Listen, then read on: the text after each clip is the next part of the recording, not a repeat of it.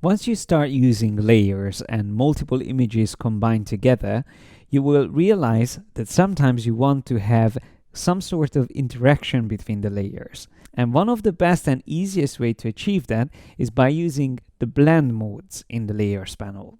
So let me show you a very simple example. We have this very dramatic shot here with the firefighters and the smoke in the background. But let's say I want to make this look even more dramatic. So I want the edges to be almost like burnt or add some grunge to it. So for that, I'm going to go to the File menu and choose Place Embedded.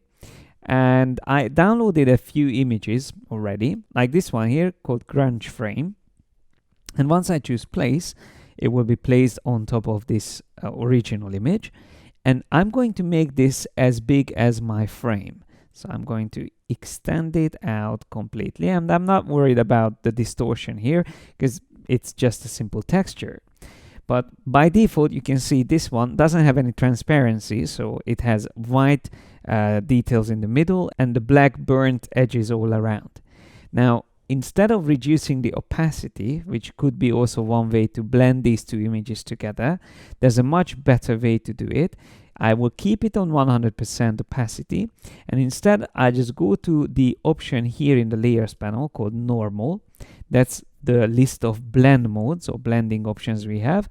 And in these cases, if I want to keep the dark details visible but hide all bright details from this black and white image, I can use multiply. With multiply, I get exactly what I wanted. So I keep the dark details from this layer on top, and only those will be blended onto the image below. And everything that was white or really bright will be completely transparent. How amazing is that? So let's try this on another image. I'm going to go to another nice photograph, and I will go to File, Place, Embedded, and choose this other one here called Grunge Frame White. So let's place that in here. And this is slightly different. And by the way, you can find these textures on Google easily. If you just search grunge texture or grunge frame or any kind of keyword that you think you will be able to use for your projects, I'm sure you will be able to find things like this. Download them and then you can start using them in your compositions. If I were to use multiply on this, remember multiply adds the dark details, then this is what's going to happen. We will only see whatever was white on this image. So this is not perfect because I want to obviously see the image itself, and I only want to see this effect around the edges. So instead of multiply in this case, I'm going to use screen. Screen is another blend mode which is also very useful. In that case, anything that was white will be still visible, and all the dark details, the black details in our case, will be completely transparent. So you can remember screen as the opposite of multiply. But what if you want to use black on the frame? With the same texture, you would like to invert it.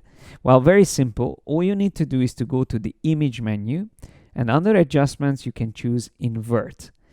So once you do that, it inverts the colors, and then you can switch back to multiply. So in case you work with black and white textures, it's very easy. You just have to invert the colors and then decide which one you want, the multiply or the screen blending option. Just as a side note, I would mention that with Photoshop CC, you will get the invert as a smart filter, which can be turned on and off, as you can see. And that way I can just turn it off and go back to screen to be able to swap between the two options. Or once again, I can turn it back on and switch back to multiply. So whichever fits what I would like to create. But if you have earlier versions like CS6 and your placed images come in as smart objects, you won't be able to use invert directly on the smart object. You would have to first right click and rasterize your smart object texture, and then you will be able to use invert. And by the way, invert is it has a shortcut. It's Command or Control I. So that's also useful to know. And last but not least, let me show you one more blend mode. I'm going to bring in another image. So once again, File, Place, Embedded, and I'm going to choose this one, Paper Texture. So let's place that on top of this as well. I'm going to also make it completely covering up the whole canvas. Press enter. And for this layer, I'm going to choose not the multiply, not screen, but I'm going to use overlay.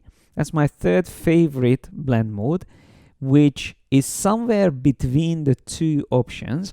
So it not only blends the dark details, but also the bright details on the image. So let's see without the grunge frame. And I'm going to turn off the paper texture that was before. This is after. So you can see that all the tonal values, the colors of the paper texture are now merged onto or blended onto the image in the background. When I move it around, you can see exactly how this layer is blended into the image behind it. Okay, so overlay, you can remember it as somewhere between multiply and screen, but mainly remember it that you can use it well when you want to also blend colors. So when it's not just black and white details, but colors, like any textures that can create some kind of grit or atmosphere on your images. And of course, you can combine multiple blending options as well. Just like here, you can see now I have an overlay with my paper texture and a multiply blend mode on my grunge frame. And this is really just scratching the surface because you can see how many different blend modes we have here. What I recommend is to play around with them and notice that they are grouped. So there's a group for multiply. They are very similar. There's another group for screen. Also, they are very similar. And these are also quite similar in the effect to overlay. So you can remember multiply, screen, and overlay as the main blend modes. And then there's alternative versions of them.